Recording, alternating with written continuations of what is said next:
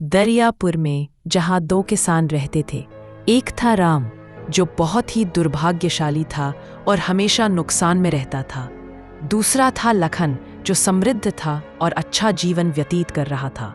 कितनी अच्छी फसल तैयार हो गई है, इसे अब हम कल काट लेंगे। आपकी मेहनत रंग लाई, अब गुड़िया के सारे सपने पूरे होंगे। अरे गुड़िया की माँ, क्यों रे? तू भी तो घर की रानी है। इस बार नई साड़ी दिलवाऊंगा तुझे। हाँ चलो, हटो बड़े वो, जल्दी सोना है, सुबह सुबह ही कटाई शुरू कर देंगे। दोनों चैन की नींद सो जाते हैं कि बीच रात में शोर मचने लगता है। अरे रे अरे, हम सब बर्बाद हो गए भैया। अरे राम भैया, अरे जल्दी बाहर आओ। अरे देखो क्या जुल्म हो गया, हम सबकी खड़ी तैयार फसलों में आग लग गई भैया। राम का पड़ोसी लखन भी बाहर आता है और फिर वापस जाकर सो जाता है। अरे लखन को लगता है अपनी फसलों की जरा भी फिक्र नहीं है।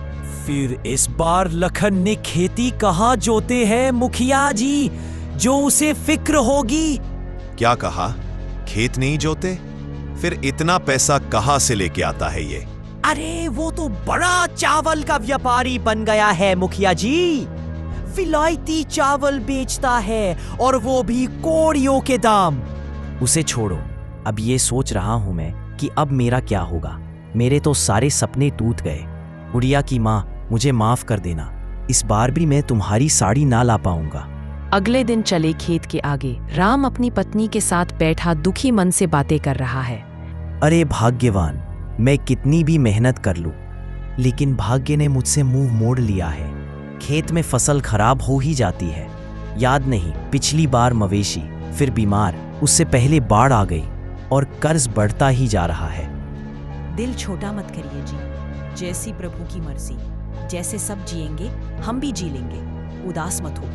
अब तो हमारे पास वही एक छोटा सा तालाब बचा है। इस बार बरसात भी नहीं होती दिख रही। समझ में नहीं आता कि क्या होगा भगवान। हिम्मत मत हारो राम, परिश्रम का फल अवश्य मिलता है, बस ईमानदारी से लगे रहो। कब मिलेगा ये फल? मेरे हाथ तो सिर्फ सूखा और नुकसान ही आता है। बच्चों के दुख अब देखे नहीं जाते। आपने कभी कोई गलत काम नहीं किया। भगवान के घर देर है, अंधेर नहीं, सब ठीक रहेगा।